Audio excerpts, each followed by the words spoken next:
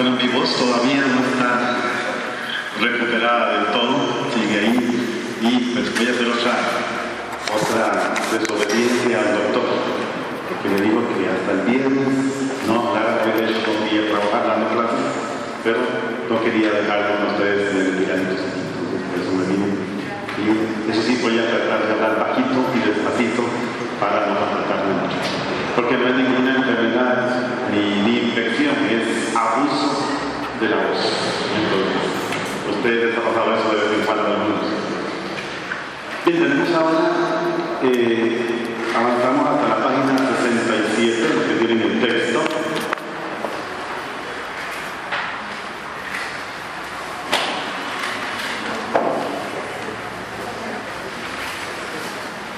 Y es el versículo 2-3 de este capítulo 1 del Evangelio de San Marcos. Recordemos que comienzo de la buena noticia de Jesús, Mesías, Hijo de Dios. Y una vez que ha resonado la voz del evangelista Marcos, resuena la voz del profeta. En realidad el texto, tal como está, dice, tal como Dios afirma en el profeta Isaías: mira, envío un mensajero delante de ti para que te prepare el camino. Una voz grita en el desierto: preparen el camino del Señor, enderecen sus senderos. Este texto es bastante conocido, lo escuchamos cada año en el tiempo de Adviento, que está muy próximo. Y se encuentra en todos los evangelios, inclusive hasta en el libro de los Hechos de los Apóstoles, esta presentación de Juan el Bautista como precursor, como mensajero que va delante de Jesús. Aquí, igual que en el versículo anterior, yo me dediqué a analizar palabra por palabra, y tal vez como la que está allí, la primera, que es tal como está escrito o conforme está escrito. En griego es la misma palabra, con dos posibles traducciones. Si ustedes se fijan en todas las citas que están aquí del Evangelio de Marcos, es muy curioso. Cada vez que aparece esta expresión, tal como o conforme, está en referencia al cumplimiento de una palabra escrita, de una palabra dicha por Jesús o de la palabra de Pilato. Siempre. Es decir, son esos detalles que no son casualidad. Para mí esto es una evidencia de este aspecto de la inspiración de la palabra. Aunque San Marcos pueda ser un muy buen escritor, no cabe duda de que estas situaciones son obra del Espíritu Santo. Esta unidad de la verdad literaria y de la verdad de la salvación. Ustedes pueden ver ahí las citas. Aquí en el versículo 2 es la palabra de Dios escrita de Isaías. En 4:33, la capacidad para comprender las palabras de Jesús. En 9:13, referencia a una palabra de Dios escrita. En 11:6, una palabra de Jesús que se cumple. En 14:16, una palabra de Jesús que se cumple. En 14:21, una palabra de Dios escrita. En 15:8, la palabra de Pilato que debe de cumplirse, que es soltar a un preso cada año por ese tiempo. Que curiosamente, aunque no lo puse aquí, no hay ningún dato histórico que compruebe que sea cierto que Pilato cada año le liberaba a un preso por el tiempo de paz. Históricamente, ni Plinio, ni Flavio Josefo, ni ninguno de ellos lo tiene. Solo está en los evangelios. Pero no hay ningún documento histórico que lo pueda comprobar. Y además sería muy difícil, porque, hago el paréntesis, Pilato realmente odiaba a los judíos. Y aunque era el gobernador del momento, o procurador romano, no le quedaba más que hacerlo, pero nunca lo hizo de buena gana. Además, ni siquiera vivía en Jerusalén, vivía en Jericó, donde era todo más caliente, la ciudad de las palmeras, y subía a Jerusalén para esas ocasiones y así evitar las rebeliones. De hecho, un hombre que odiaba tanto a los judíos, que tenía varios asuntos que se le encargaron a él, y que por ahí del año 37 finalmente le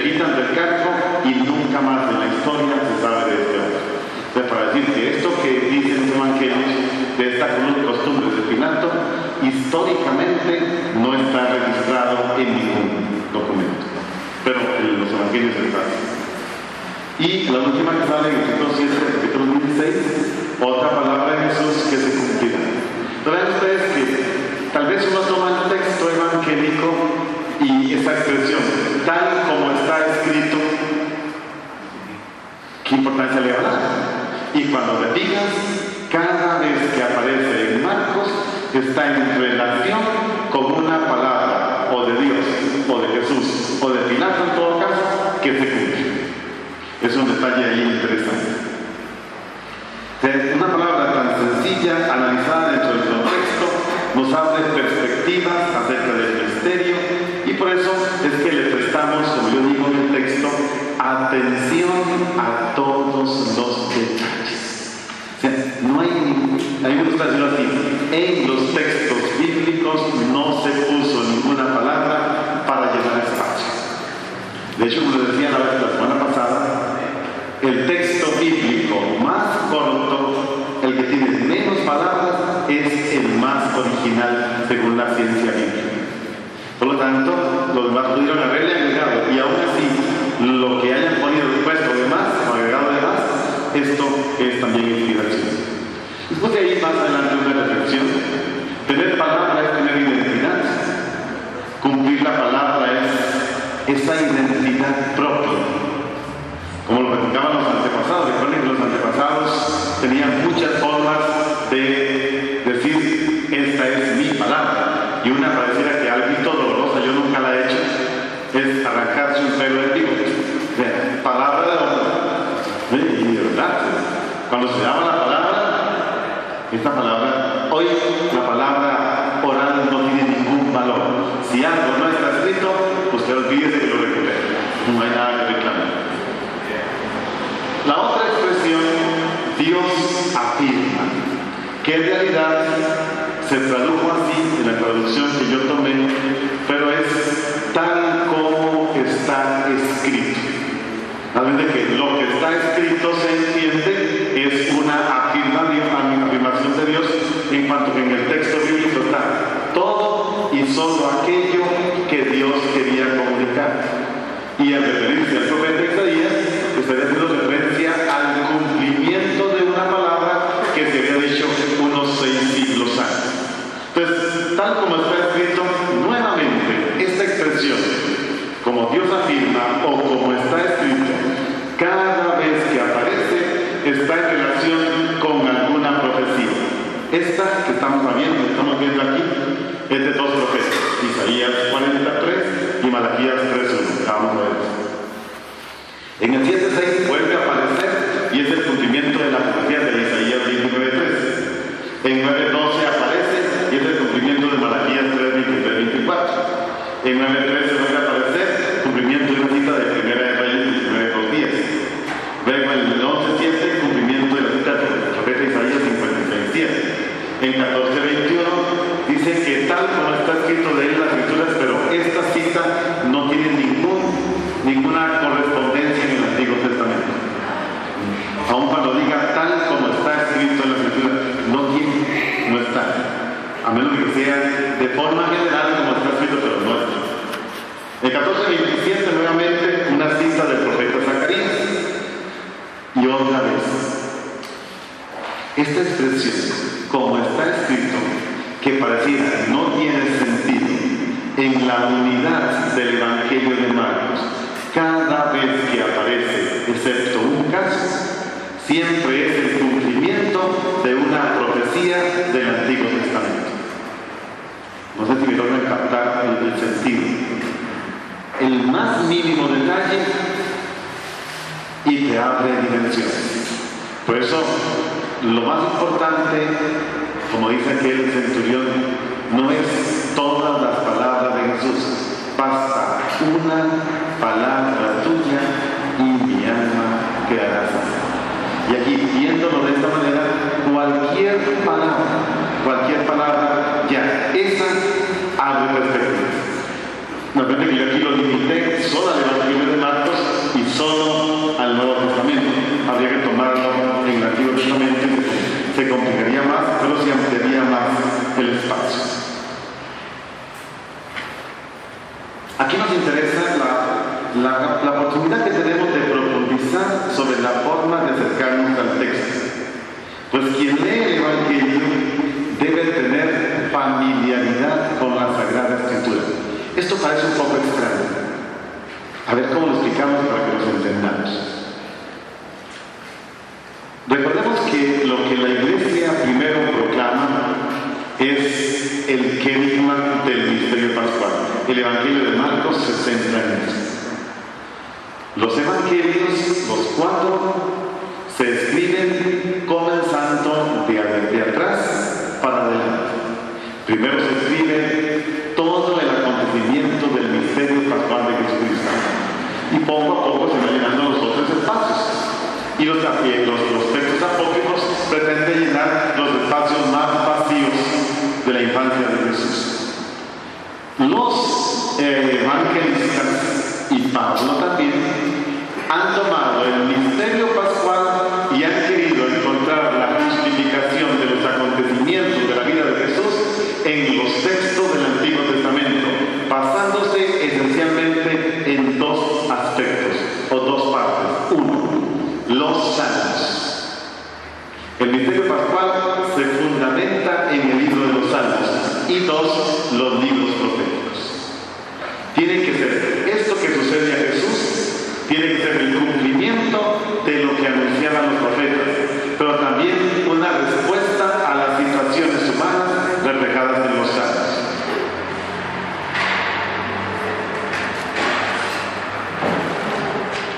Recuerden que cuando hay una pregunta, no esperen a que yo pregunte, me pueden levantar la mano y vamos defendiendo.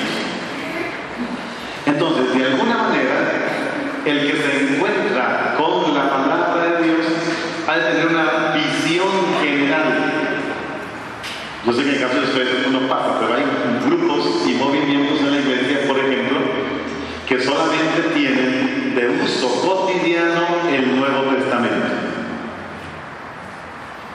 Esto, aunque se puede hacer, y detrás de esto hay una espiritualidad, no es correcto, porque es la totalidad de la palabra de Dios, primera alianza y nueva alianza, la que hace que las escrituras se comprendan. Aquello de que el Antiguo Testamento alcanza su plenitud en el Nuevo y el Nuevo se entiende a partir de las promesas del Antiguo Testamento.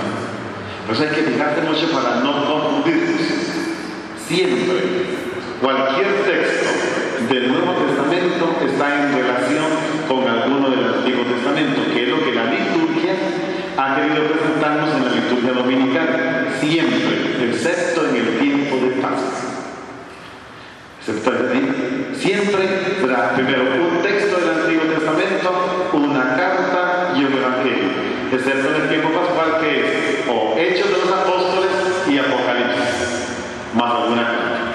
De lo contrario, siempre está el Antiguo Testamento y el Nuevo Testamento. Eso entonces, hay una necesidad de un conocimiento de las Escrituras en su totalidad para decir que puedo acercarme a profundizar la Biblia. La respuesta, debo conocer la generalidad de la palabra de Dios para comprender la Biblia, es afirmativa, pero no excluyente. No excluyente.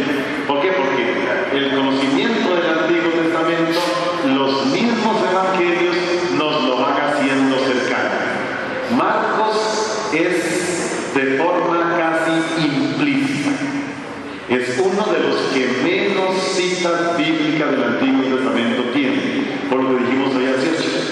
Es un evangelio para paganos convertidos al cristianismo.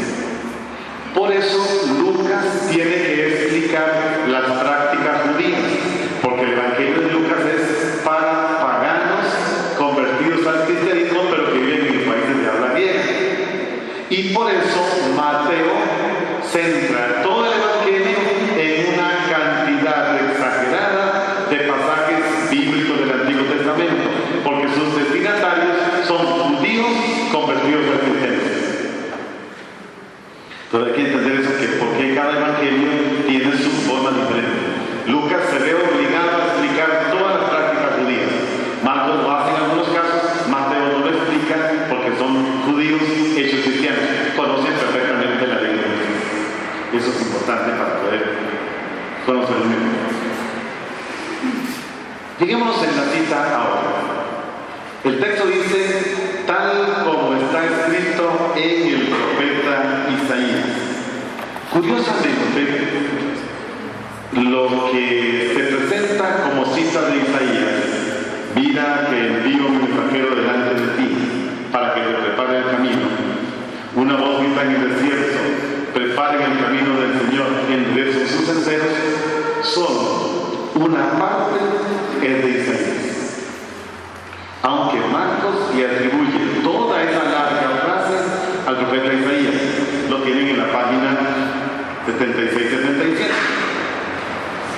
Si uno va con lupa a la frase que Marcos le atribuye a Isaías, se da cuenta que la primera parte, yo envío, mira que envío mi mensajero delante de ti, es una cita de Éxodo 23:20. Lo tienen allí en los cuadritos. En el Éxodo 23 dice, yo, y está hablando de Yahvé, envío un ángel ante ti. Pero en este caso, ante ti significa el pueblo. Es el pueblo que va a salir del éxodo, desde Egipto va a hacer el éxodo, y lo va a guiar un ángel al pueblo. Mientras que en la cita de Isaías, desde Lucas, desde Marcos, atribuida a Isaías, dice, mira, envío mi mensajero, la palabra griega es ángel, ángel significa mensajero, delante de ti, pero ya no es el pueblo, ahora es Jesús. Ahí, ¿ven que esto nosotros no lo podemos hacer? Solo los evangelistas de San Pablo se dieron ese lujo de coger una cita y cambiarla de contexto para ponerla a decir algo completamente distinto. Como es esto, una cita que estaba en relación con la salida de Egipto y el ángel que va guiando al pueblo por el desierto, Marcos la toma exactamente igual y se la aplica a Jesús. Envío mi mensajero, en griego es mi ángel, delante de ti, pero se refiere a delante de Jesús.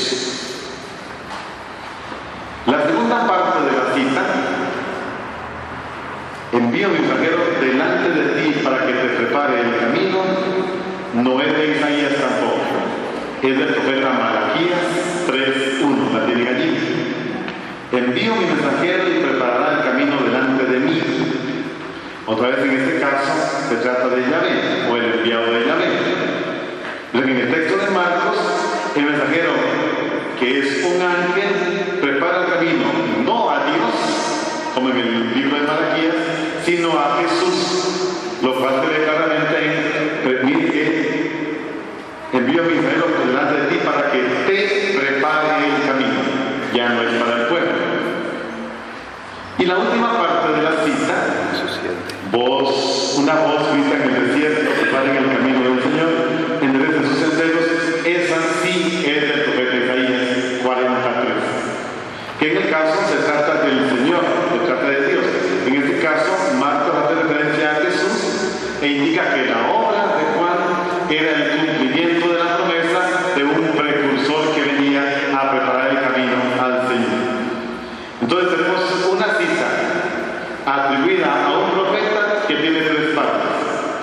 Mira, envío mi mensajero delante de ti, Éxodo, para que te prepare el camino, Malaquías, una voz grita en el desierto, prepare el camino al Señor, entre sus senderos, Isaías. Entonces, uno de los principios básicos del Evangelio de San Marcos es la venida de Dios en la persona y en las acciones de Jesús. Recordemos, como nos ha dicho la vez pasada, aunque Marcos diga en su Evangelio, comienzo de la buena noticia de Jesús, Mesías, Hijo de Dios, y ya nos dio la identidad y la misión de Jesús, solo se puede entender. ¿Recuerdan dónde dije? Si lo dije, la verdad no sé si lo dije aquí o en otra parte.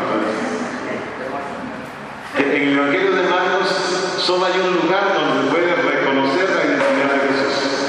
Al final, el centurión. No, en el capítulo 15, cuando al ver la forma como expiró, dijo el centurión romano, verdaderamente este hombre era hijo de Dios.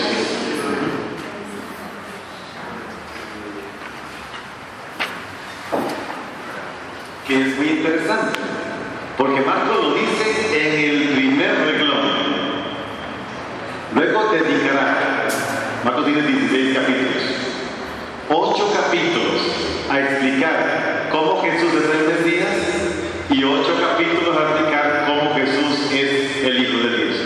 Del 1 al 8, 34 por allí, y de ahí en adelante hasta el 16, 8, son 8 capítulos, cada uno se va a dedicar.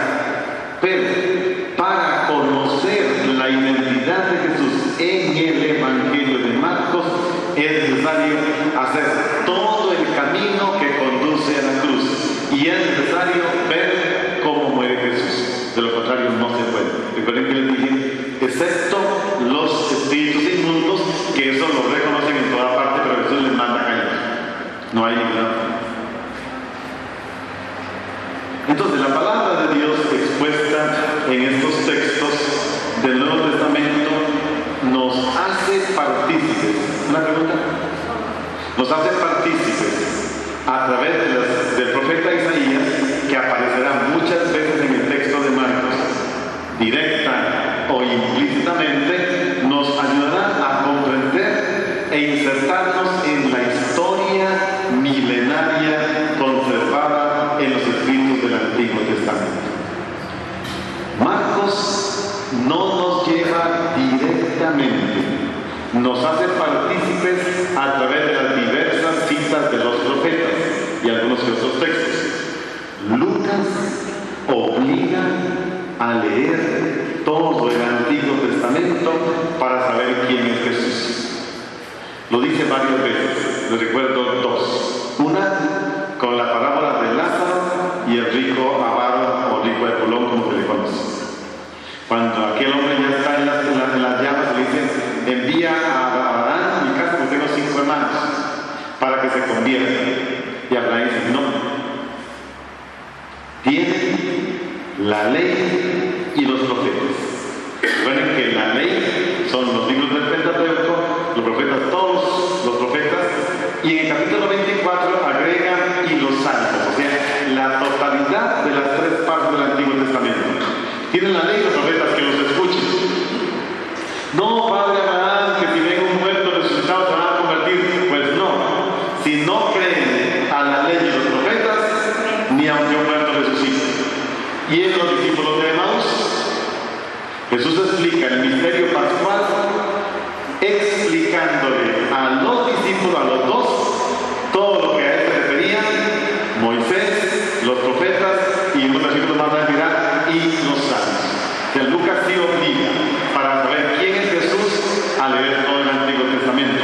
Mateo ni se diga, Juan un poquito menos, y San Jerónimo lo resume en aquella frase tan importante: desconocer las Escrituras es desconocer a Jesucristo, que Aparecida lo amplió en el 247. Aparecida toma la frase de San Francisco, de San Jerónimo, desconocer las Escrituras es desconocer a Jesucristo, y le agrega Aparecida y renuncia a anunciar. ¿Qué va a anunciar si no conoce a Jesucristo? Que es un elemento importantísimo, sí. En eso que usted aclara, se podría tomar también decirle que ni aunque un muerto resucite van a creer, se puede estar refiriendo a Jesús, pensando que hay que tomar siempre igual el Antiguo Testamento como nos decía, o estoy cambiando. No, sí, de hecho, yo te lo digo así, de hecho, sí vino un muerto, Cristo, que estaba vivo y nos convertimos.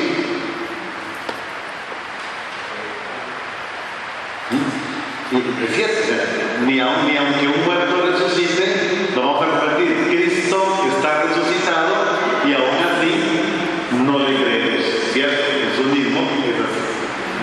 En la experiencia que hace de Maús.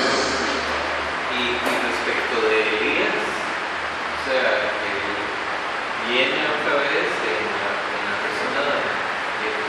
de Juan. Todo esto parece como que resucitó, no sé, perdón por la ignorancia.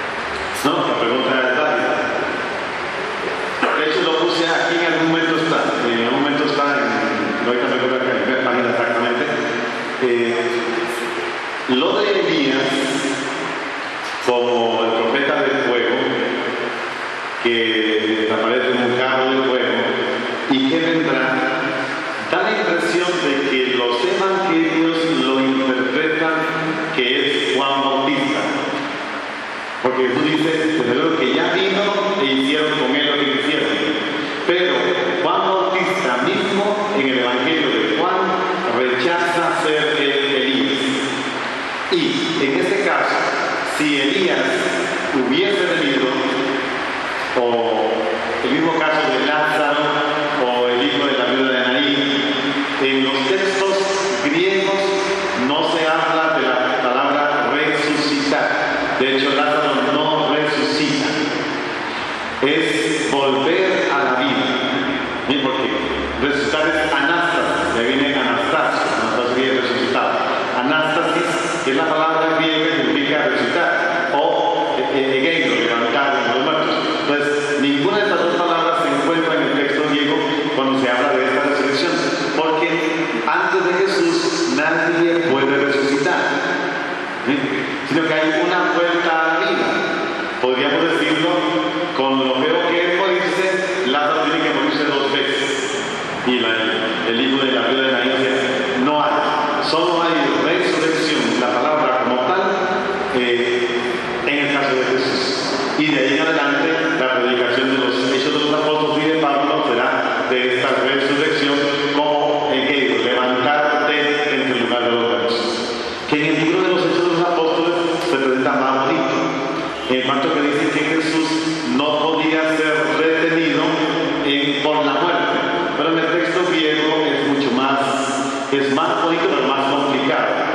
Es aquel que no podía ser detenido en el seno de la muerte y por lo tanto ha sido como un aborto.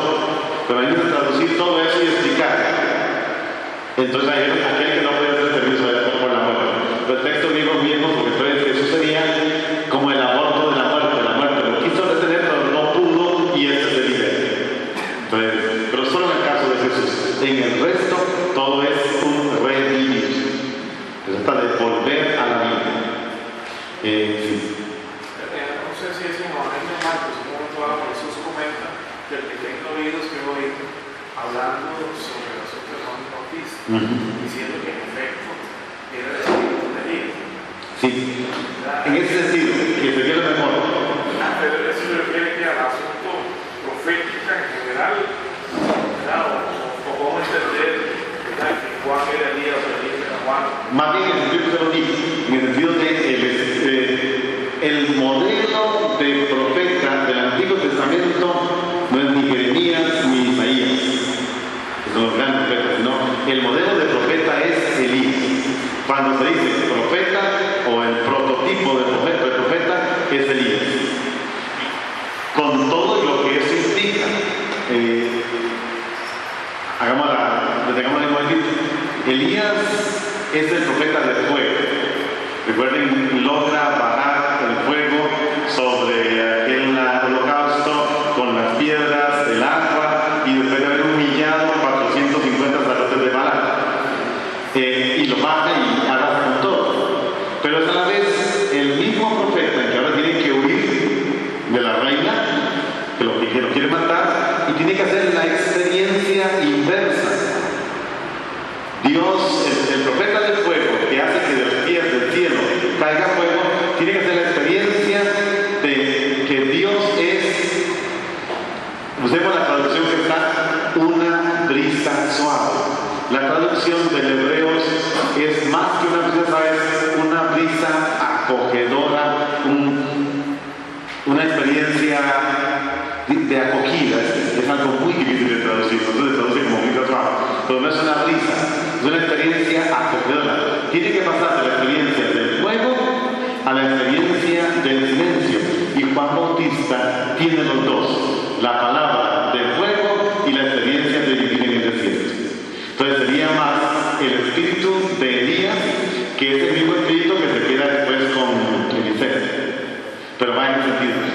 no se puede demostrar, históricamente no hay nada que pueda demostrar que Juan sea una encarnación, pero la encarnación no puede ser, o un espíritu redivivo de Elías, porque Jesús lo deja ver, pero Juan Bautista lo niega. Entonces se queda eso ahí, queda un poco raro. Habría que también fijarse hasta dónde está el aspecto histórico de Juan, en cuanto si Juan era o no discípulo de Jesús, y todo ese montón de problemas que hay de por medio de eso. Pero sí, es un tema que tiene su complicación, porque Juan rechaza, en el Evangelio de Juan, se pone como aquel que rechaza que es el Mesías. Luego pensemos que el Evangelio de Juan se está escribiendo 60 años después y puede estar utilizando una categoría literaria para explicar que Juan no es el Mesías, sino aquel que señala al Mesías como Cordero de Dios que quita el pecado del mundo. Y ahí nos complicaría un poquito más. Pero eso, usted dice que es un principio de la visitación de María, ¿no? ¿Qué pasó en ese momento, verdad? En el vientre de Isabel, o sea, cuando María llega a visitar a su prima Isabel, desde el vientre salta el niño, pero no se refiere a Jesús, no se refiere a Juan, no.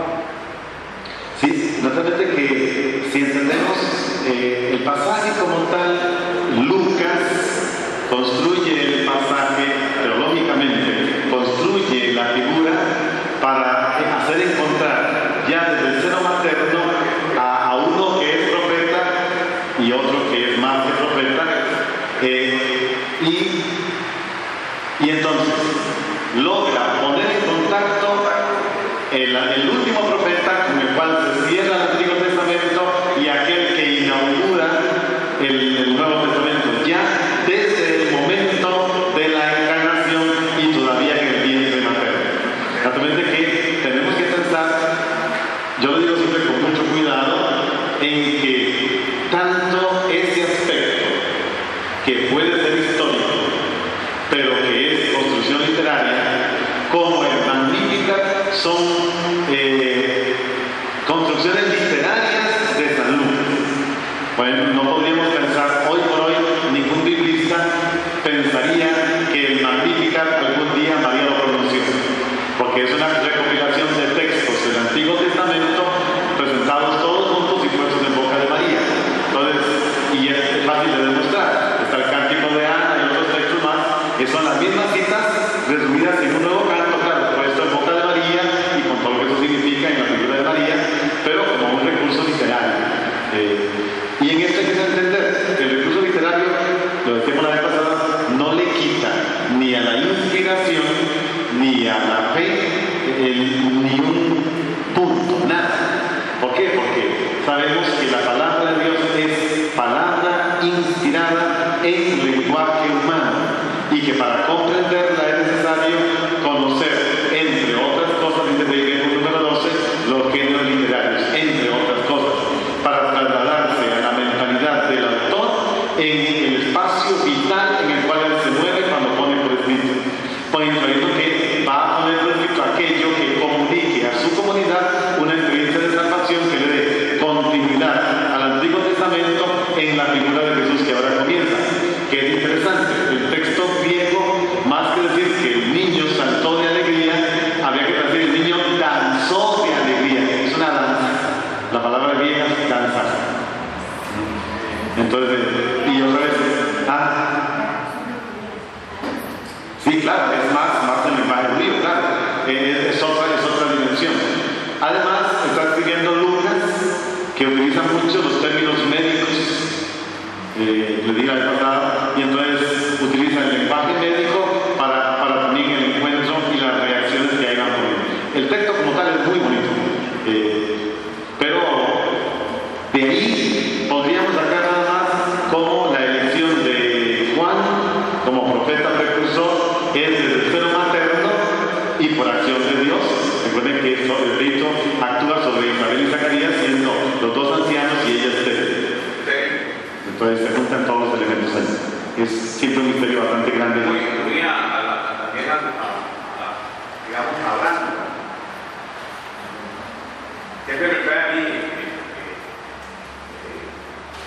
me ama. Cuando vemos esa cita, me transporta al Antiguo Testamento, Abraham y su esposa Sara, una profeta, guía, y entonces fe. Nos parece que en el caso de Abraham está ligado a la promesa. Está todo ligado a la promesa. Entonces, que en el caso de Isabel y Zacarías no. En el caso de Abraham sí, porque la promesa hecha, un hombre que no ha visto a Dios, solo ha escuchado su voz y se pone en camino hacia un lugar que no conoce, con la ilusión de llegar a ser padre a los 75 años, de ser padre de una multitud, y no lo logra, no lo ve, hasta que tiene 99 años y finalmente nace el hijo de la promesa. Y ahora que lo tiene, hay que sacrificar. Ahí funciona más, aunque es un personaje histórico, está más en función de lo que Pablo dice en la carta a los Romanos, en el capítulo 4. Cuando Dios tiene dos elementos: uno, hace una promesa y jura por su nombre, siempre se cumple. En esta dimensión.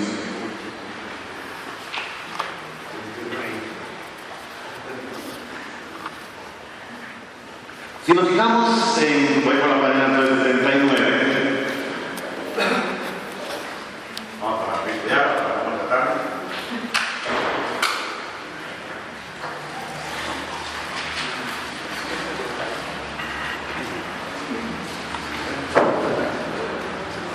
Es que el agua funciona maravillosamente. Entonces, mira que envío mi mensajero delante de ti. Igualmente, el verbo mirar expresa en el Evangelio de Marcos, aparece varias veces, ahí les puse varios ejemplos de estos, ¿sí? Expresa en cuanto imperativo una impresión repentina, un sentimiento profundo. Es interesante, algunas Biblias no traducen este verbo en todos los casos. Pero hay que traducirlo, porque en algunos casos simplemente se obvia el mirar y se dice lo que viene después. Aquí vamos a tener problemas con algunas traducciones. Está relacionado con momentos decisivos de la vida de Jesús o de los discípulos según las citas que están allí. Y esto aparece con fuerza en los textos relacionados con el tema de la pasión. Particularmente cuando este mira se encuentra en relación con el Hijo que va a ser entregado a manos de los pecadores, o miren, el que me entrega ya está aquí. Tiene que ver con una acción repentina y casi violenta que provoca una reacción. Tengan en cuenta, miren, recuerden que cuando Jesús hace los 3 anuncios de la pasión, tienen los sinópticos, cuando los tienen los sinópticos, los apóstoles nunca pusieron cuidado de lo que Jesús decía. Cada vez que Jesús habla de la pasión, ellos se preocupan de quién es el más grande, quién es el mayor, quién es el más importante, etcétera, etcétera. Jesús está hablando de entrega y estamos ocupados en ocupar puestos. Y todavía en el segundo, los hijos de Zebedeo y con complicidad de la mamá van a pedirle los primeros pesos. Entonces pasa eso. El verbo enviar, que está en este versículo, también tiene esta característica. Recuerden que el verbo enviar traduce la palabra griega apóstol. Apóstol significa enviado. Apóstelo, el griego, significa enviar. ¿Quién es el enviado? El apóstol. Y en la mayoría de los casos, cuando aparece el verbo enviar o el conjugado de envío, está en relación con Jesús, que envía a los discípulos, o se refiere a la misión de sus discípulos, porque es a ellos a los que envía. Por lo tanto, enviar en el Evangelio de Juan es una acción propia, única y exclusiva de Jesús. Solo Él envía. En el caso del Evangelio de Juan no, recuerden. Jesús es el enviado del Padre. Y es importante, sobre todo en el capítulo 6 de Juan, que la gente entienda y crea y comprenda que Él es el enviado. Pero luego en el capítulo 21 dirá, como el Padre me ha enviado, así también los envío yo.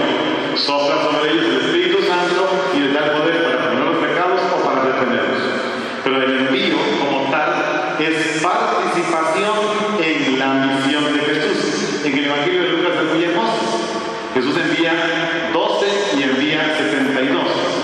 Cuando los envía les da poder de sanar y curar enfermos. Sin embargo, la misión fue más exitosa. No solamente curan, predican, sino que expulsan a Satanás. Desde entonces yo miraba cómo el Satanás era expulsado. La misión fue más exitosa y obtuvieron más poderes de los que él realmente les había dado.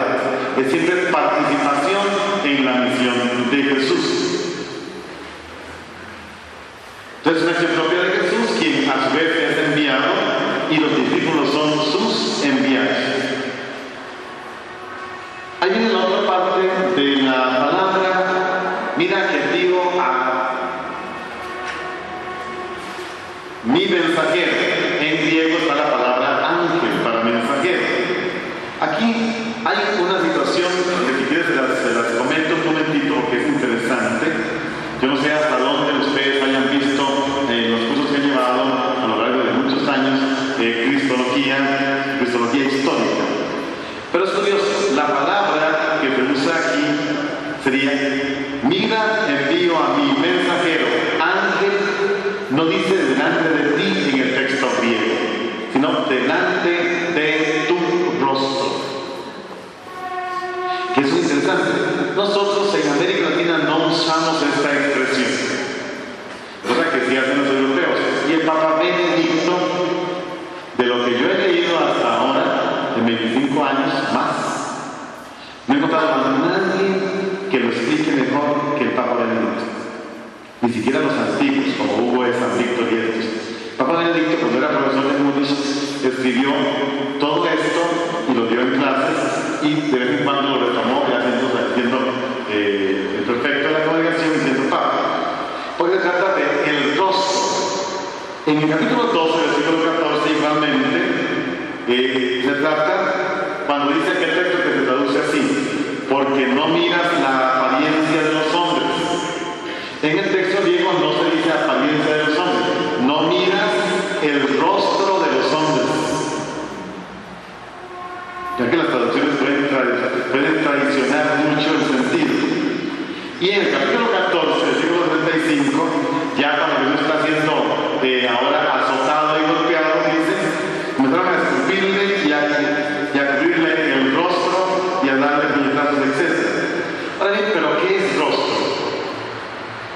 Si buscamos rostro en el diccionario, rostro es aquello que cae delante de los ojos. ¿Qué es lo que yo puedo ver de una persona? La faz, el rostro. Lo primero que veo de una persona es esto. Usted puede ver el cuerpo y las curvaturas que tenga si quiere, pero ¿dónde tiene que concentrarse? En el rostro, por más que usted no puede seguir viendo para abajo, tiene que estar concentrarse en el rostro. ¿Cierto, no? Es una situación. Entonces, ¿por qué? Porque bíblicamente el rostro engloba la totalidad y la identidad de una persona. Yo se lo puse por allí. Porque es su presencia tanto en su realidad espiritual como corporal. Expresión por medio de la palabra y de la imagen. Su transparencia y trascendencia total. Aquello a través de lo cual no se esconde nada. Si tienen hijos, ¿cómo se dan ustedes cuenta de que su hijo dice la verdad o miente? En el rostro. Ya de adultos puede uno manejarlo un poquitito, pero en la juventud, en la adolescencia, la niñez, el punto es el rostro. Y el rostro lo dice todo. Todavía en la adultez y todavía, inclusive en el lecho de muerte, el rostro dice cómo me siento, dice qué siento y dice que vivo. Es esta experiencia. Entonces, lo primero que se nos revela de una persona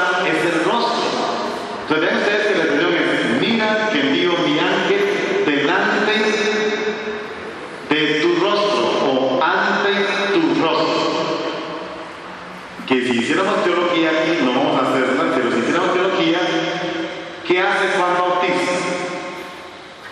Juan Bautista va anunciando y disponiendo para que los que le escuchen puedan contemplar el rostro de Cristo. Vean que esto cambia, inclusive cambia la predicación. Cambia la predicación. No tengo aquí ninguna Biblia, pero algún día una Biblia, ¿sí? Pero es una cosa interesante.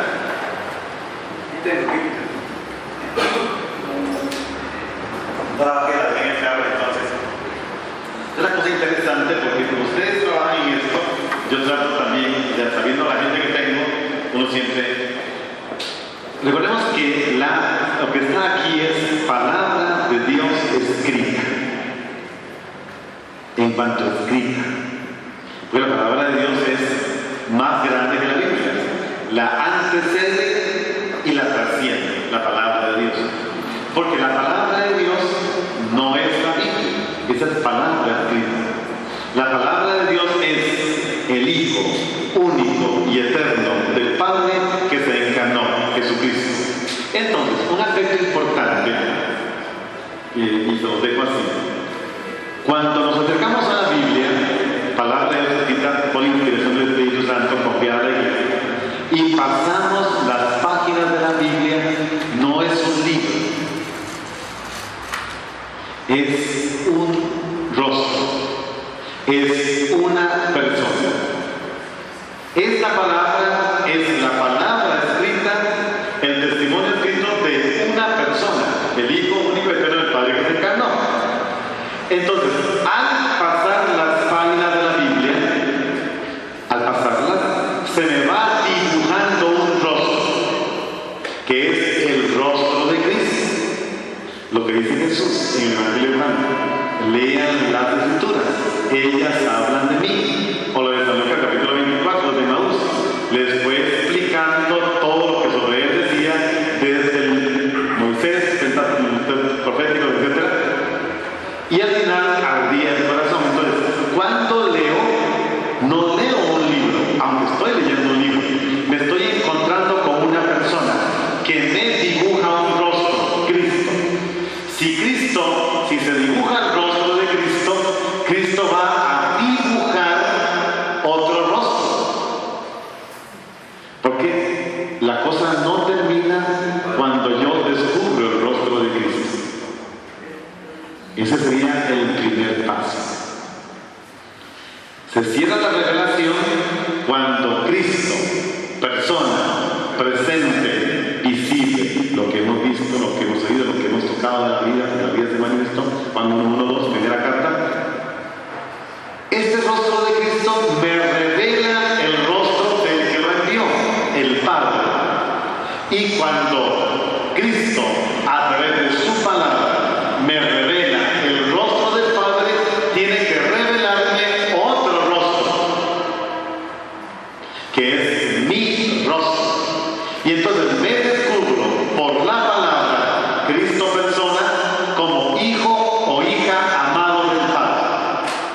Y ese rostro mío se identifica con el rostro de todos los demás que se dibuja en la palabra. Por eso es el rostro de la iglesia.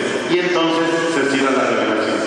Cuando esto se da, la palabra puede desaparecer. Ya no la ocupa.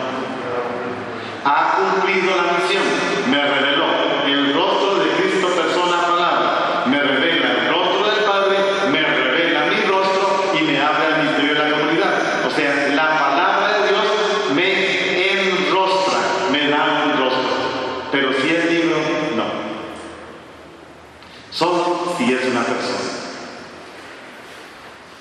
Y a veces pasa que mucha gente, bueno, el 99% de la gente va a la Biblia como libro, no como persona. Va a la Biblia como palabra, no como persona. Y entonces se fija en la palabra, pero esta palabra no es una persona, no es un rostro, y por lo tanto se le hace difícil descubrir su propio rostro. Lo que dice Benedicto en Verbum Domini. Entonces se esclarece el enigma del misterio humano. Y el hombre descubre que partner, un compañero de Jesucristo. En él es hijo de Dios. Es un aspecto muy importante que hay que desarrollar. Pero igual si uno toma la Biblia al principio como esa misma palabra le va descubriendo a uno el rostro de Jesús. Claro, en cuanto uno habla, esté amante, ¿verdad? O sea, esté abierto a descubrir el rostro de Jesús. Eso está pasando. Sí, claro, es lo que se podría esperar, pero no es lo que siempre se da.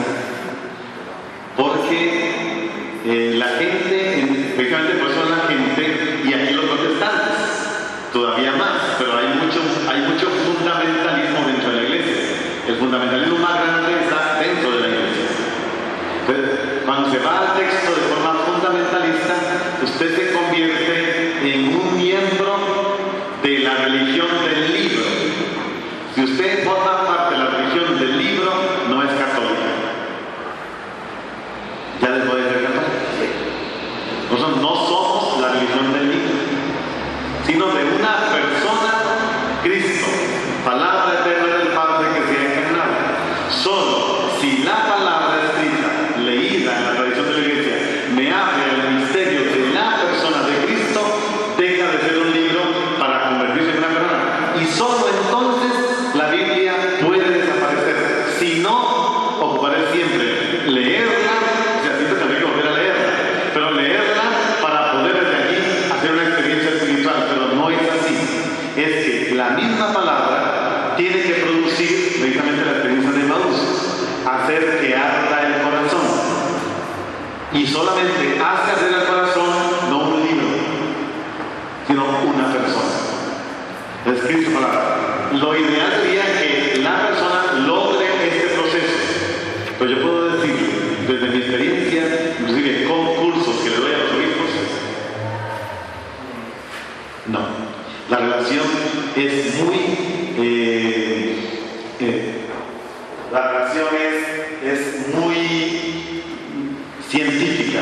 El libro en cuanto a palabra, en cuanto a exégesis, en cuanto a géneros literarios, pero no en cuanto a persona.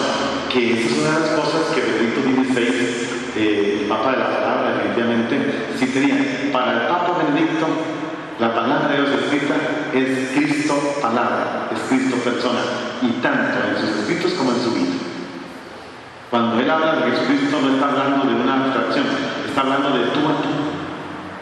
Que esto, Francisco también lo tiene, porque ha dicho las cosas más lindas de la palabra, que lo que la palabra de Dios la ha hecho Francisco últimamente así.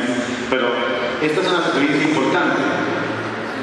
De lo contrario, yo puedo quedarme en el texto, ir al texto y buscar que el texto me diga a mí algo, o buscar a través del texto, que es lo peor, y puede pasar a ustedes fácilmente porque son predicadores de la palabra, buscar en el texto lo que le voy a decir al otro. Y es utilización del texto. Es fundamentalismo bíblico. Ya no es palabra de Dios, es fundamentalismo bíblico. Y la diferencia es sutil. Miren, yo la descubro con obispos y la descubro con sacerdotes muy fácil. Y con laicos más fácil, pero no ando examinando a la gente, pero cuando me da la gana, voy a ver cómo lo dice, uno se da cuenta qué relación tiene con la palabra de Dios. Y normalmente es muy utilitarista, no es persona. Solo es, si es persona, esta palabra no solamente hace palpitar el propio corazón, sino que hace que el corazón del otro palpite. Y si es texto que San Tomás de Aquino dice que la palabra de Dios en cuanto letra mata. Y es cierto, ¿cuánta gente ha sido asesinada con la palabra de Dios? Se está condenado, los predecesores del otro, porque si se le aplica la letra, ¿qué dice San Pablo? La ley mata. La ley me declara culpable. Si logro superar la ley para quedarme y la ley se convierte nomás en un pedagogo que me lleva a Cristo, una vez que me encuentro con Cristo, la ley perdió toda su función. Gálatas 10 Romanos. Pero ya Pablo mismo lo decía, si Cristo no se convierte en el maestro que supera supera al pedagogo, sigo esclavo de la ley y estoy condenado. ¿Por qué la ley me declara culpable? Es norma y mano. Decíamos eso porque entonces, vean que esta traducción, envío mi ángel delante de tu rostro, si la comprendemos bien, obliga a cambiar la predicación. Porque no es una palabra, es una persona. No anuncio a algo, a una doctrina o un conjunto de normas. Lo que dice Benedicto XVI es: Dios es amor uno. No se comienza a ser cristiano por una decisión ética, sino por el encuentro con una persona, Cristo, que le da una orientación decisiva a la vida. Y esto con ustedes es importante porque cada vez que ustedes ven delante de un grupo y lo hacen de forma carismática, lo propio del movimiento, pues tiene que estar en esta dimensión para que no suceda que terminado el cursillo se nos vuelvan a caer. Si el encuentro fue con una persona, es más fácil que podamos sostenerlo. Si fue con una doctrina o una norma ética, se cae porque se cae. Se cae porque no se es cristiano de esta manera. Pero ustedes que me detuve en esto porque cambia completamente la forma de encontrarse con la palabra. Y ya Marcos lo presenta desde el inicio mismo.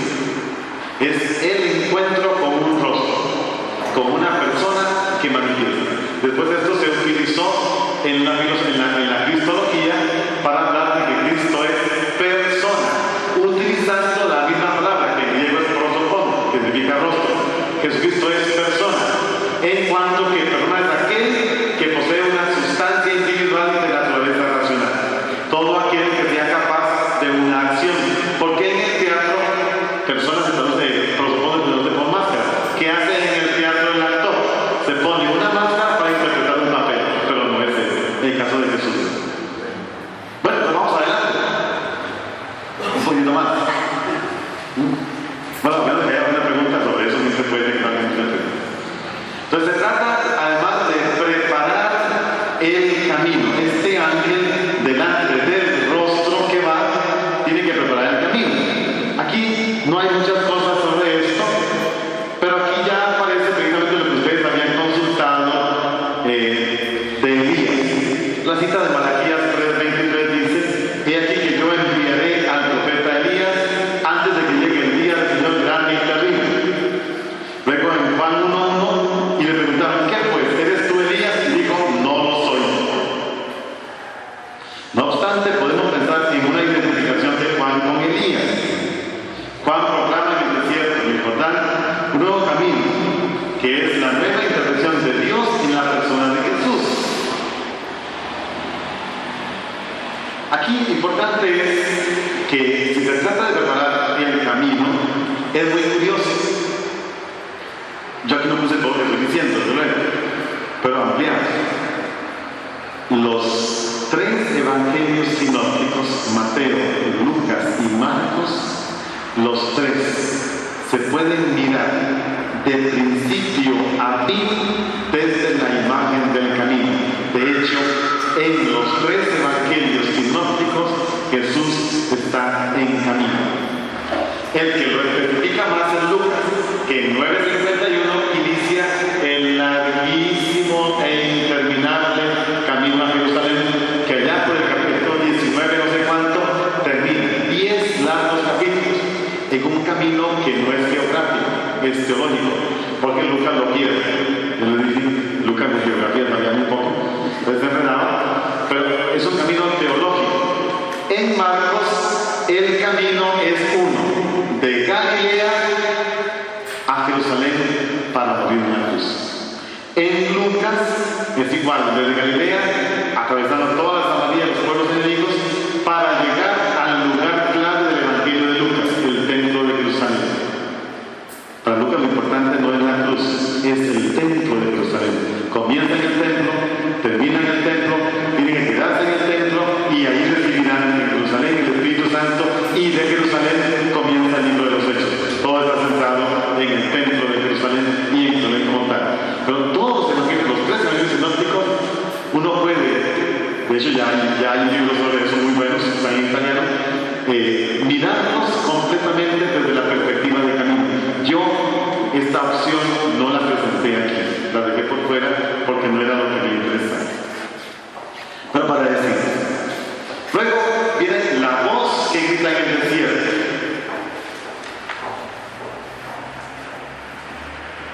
La voz que grita encontramos varias veces en el Evangelio de Marcos.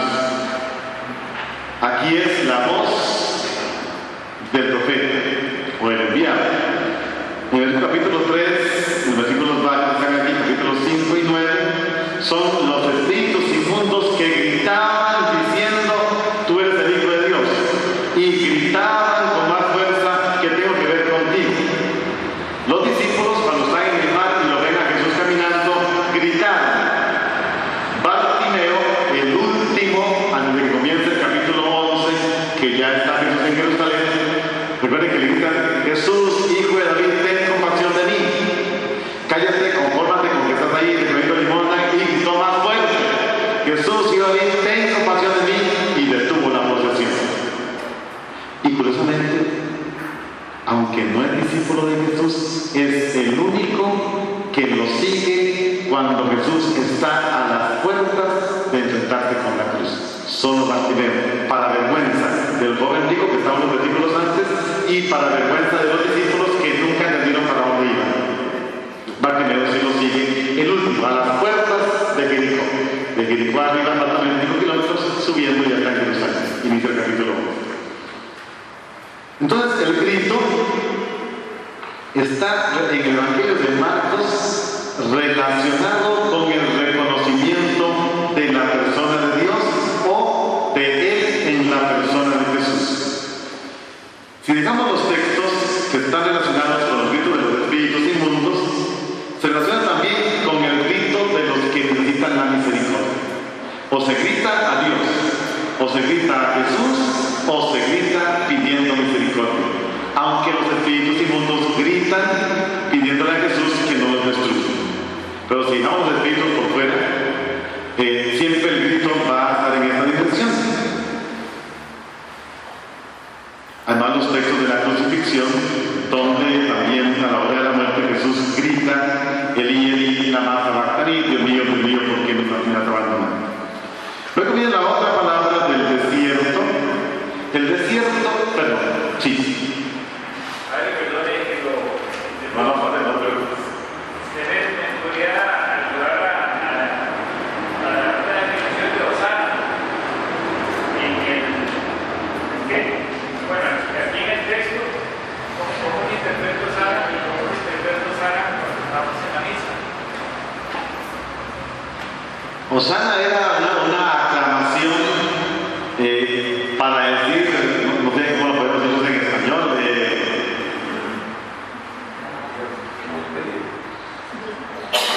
no tanto como bienvenido.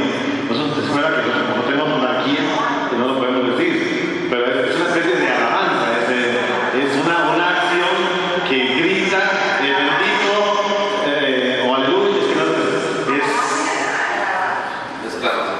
es que la exclamación es esa de gozo, es una exclamación jubilosa que anuncia la llegada del Rey. Recuerden que los términos querigma, parousia, Osana, aleluya, todos están relacionados con la figura del Rey, todos. El que hacía el heraldo, el heraldo, ¿qué hace? Proclamar una proclama de que el Rey viene a visitar una parte del reino. Eso es el querigma. Y cuando el Rey viene, es la parousia, es la llegada del Rey que ahora llega de visita. Y el Osana es la aclamación de bienvenida.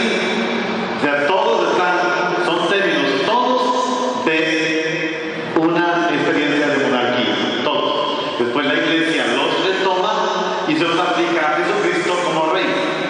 Pero el problema es que hay que entender que para comprender a Jesús como Rey, hay que entender que en el Antiguo Testamento el Rey es el encargado de representar a Dios en cuanto ungido y garantizar la protección y la liberación El problema ahorita es la fiesta que viene de Cristo Rey, que mucha gente no la entiende, primero porque no tenemos monarquía, no sabemos qué es eso, y segundo porque no entendemos la función del rey en el Antiguo Testamento.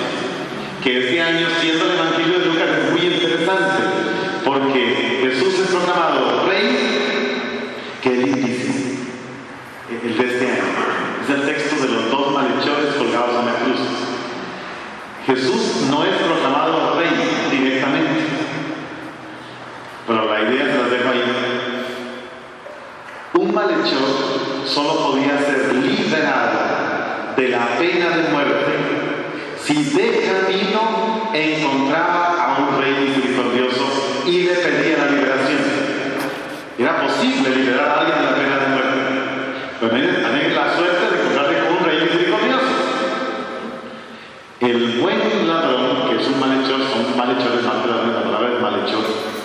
El segundo malhechor que se enfrenta al primero le lanza a Jesús precisamente la petición como si fuera un rey. Acuérdate de mí cuando vengas en tu reino. Y tocó el punto débil de Jesús en el Evangelio de Lucas: ten misericordia de mí. Y lo obliga a responder en tres cosas: hoy, que pronto estarás conmigo, qué compañía en el paraíso, que descanses. El primer santo canonizado, aunque no esté en el calendario romano. Entonces, estos términos están en relación con el rey que hace la visita a una parte de su reinado. Entonces, ese saludo y el gozo de la bienvenida que llega y que proviene de la parucía, la llegada del rey, y que ya ha anunciado el querigma a través del edad.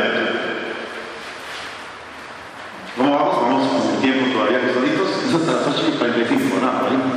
O ya, 8 por 8:25.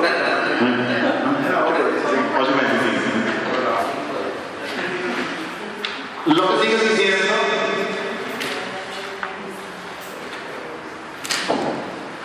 la voz no está tan mal. Preparen el camino al Señor, enderecen sus senderos. Página 89.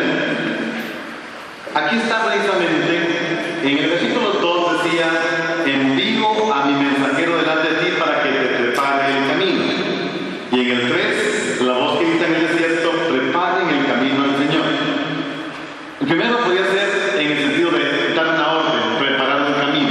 En el segundo, preparar tiene que ver con una acción en relación con una determinada actitud.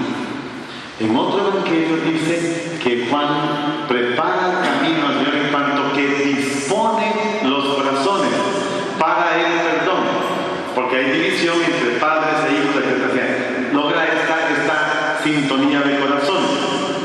De acuerdo al uso que se le da, preparar, podríamos observar que en 1:3 casi siempre se encuentra en el evangelio relacionándolo con aspectos más que con personas. Se trata de preparar el camino, es una actitud. Se trata de poner al servicio del Dios que llena todas las actitudes o acciones que corresponden. Ahí está, por ejemplo, la relación con el verbo preparar,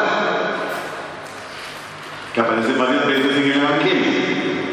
Entonces, en el sentido de un cambio, especialmente de su creación, y es más que hacer.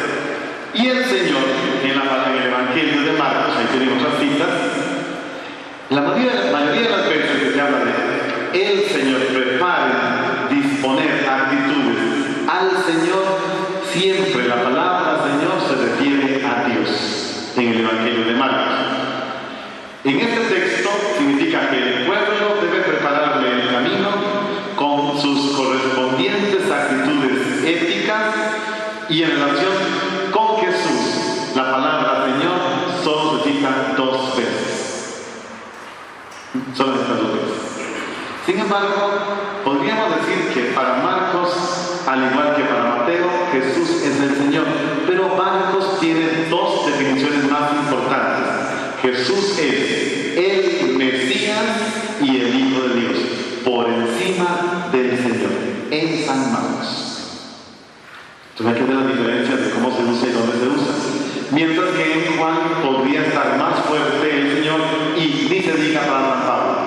Para Pablo, que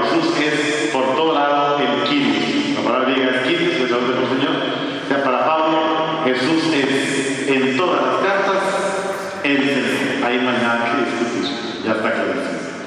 Bueno, ahí termina esta parte y comenzaría, lo resumo, lo de Juan Bautista, que es las dos acciones proféticas de Juan Bautista, que es proclamar y bautizar. La proclamación aparece 3 veces en el Evangelio en estos 15 versículos. Juan que proclama, Juan que sigue proclamando y Jesús que se va en versículos 14 y 15 a proclamar el reino de Dios. Aquí vendría esta palabra que yo me imagino que para ustedes es muy importante. Por ser un movimiento carismático, todo lo que significa el verbo proclamar, que es el verbo griego kerizo, del cual viene la palabra proclamación, que es el kerigma, y del cual viene el proclamador, el heraldo, que es el keris. Las 3 palabras tienen la misma raíz, todas brotan del verbo kerizo, que es proclamar, anunciar, comunicar, y que también se puede traducir por predicar. Pero lo que es proclamar, porque se trata de una proclamación. Todo el Evangelio de Marcos es una proclamación narrada, cosa que no es del Evangelio de Lucas. El Evangelio de Lucas tiene otra dinámica, pero Marcos es 100% un querigma, una proclamación, pero más que un querigma es un proclamar. Y recordemos que esta proclamación tiene que ver con aquel anuncio gozoso de la experiencia personal del encuentro con Cristo. Primera acción simbólica. Y la otra acción simbólica es bautizar para el perdón de los pecados.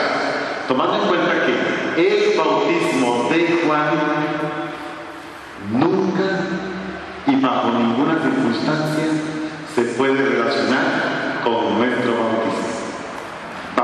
Ahí me lo puse en la página 96. Ahí están unos puntos de cómo entender el bautismo de Juan y comprender que hay 3 bautismos, aunque son 2. El bautismo de Juan, el bautismo de Jesús y el bautismo cristiano. Los 2 primeros no se pueden nunca relacionar con el cristiano. De hecho, pasa que algunos sacerdotes lo hacen en la última fiesta del tiempo de Navidad. Recuerden que la Navidad termina con el bautismo de Jesús y hablan del bautismo cristiano, pero es imposible, bíblicamente hablando, porque el bautismo de Juan, que es el bautismo que Jesús recibe, es un bautismo como signo de disponibilidad para la conversión ante la llegada inminente y por lo tanto escatológica del Señor. Miren, el bautismo cristiano es la recepción del Espíritu Santo que efectivamente perdona los pecados, dicho muy brevemente. Por tanto, cuidado, porque si sacerdotes y hacen la comparación y es incomparable. Es incomparable, no tiene ninguna función parecida. Entonces están estas 2 acciones y luego viene la forma como Juan vestía, que es sencillísima, muy moderna. La forma como lo hace, bautizando en el Jordán para perdonar los pecados y vistiéndose de piel de camello, de una correa de cuero. Es interesante cuando se dice de piel de camello. El camello es uno de los animales impuros en el judaísmo. El más impuro de todos es el cerdo, luego están los perros, luego vienen los camellos. Y curiosamente Juan usa un traje de camello, cosa que no lo vuelve impuro. Pero el traje literalmente habla de crines. Los crines serían la parte del pescuezo del camello. El traje estaría hecho de esa porción.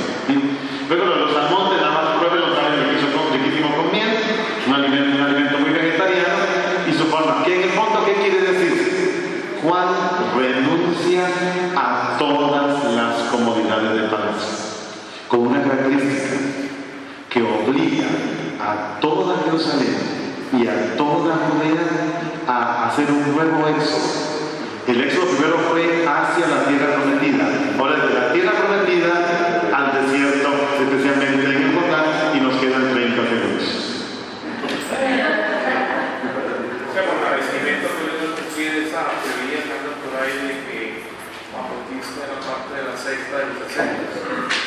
Como que no era característico de los esenios vestir de esa forma.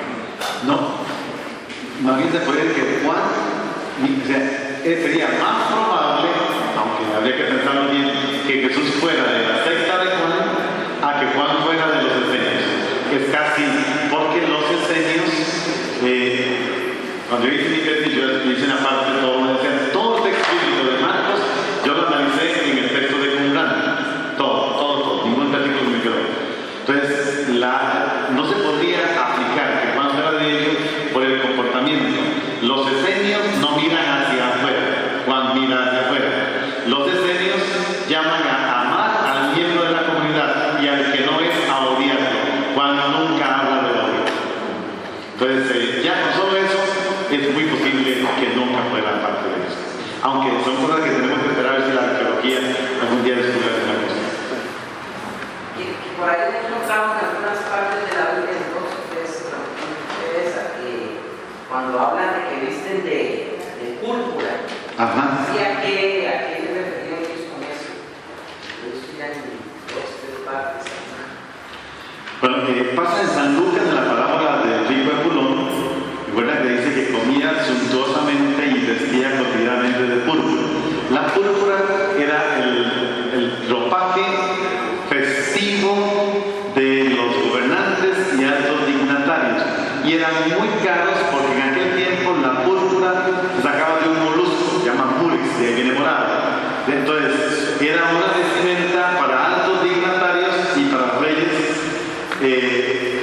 solo de una cierta especie. Ciertamente no es la vestimenta común, que eso es lo que hace que la palabra del rico Epulón o avaro sea más fuerte, en cuanto que pareciera que él puede darse el lujo de vestir siempre de púrpura y de lino, que era otro traje para momentos especiales, y comer suntuosamente en comparación con el Lázaro, al cual ni siquiera le llega las migajas de pan, pensando que las migajas no es solo que cae del pan, no, que las migajas eran los romanos para limpiarse, unos chiquitillos se lo pasaba la lengua del pan, se toma la parte blanca y suave del pan y se la pasaban limpiando, esa se echaba debajo de la mesa. Pareciera que a esa se refiere Lázaro, que ni esa le llegaba. Sí, porque también en el cuento la mujer perfecta sale eso. Sí.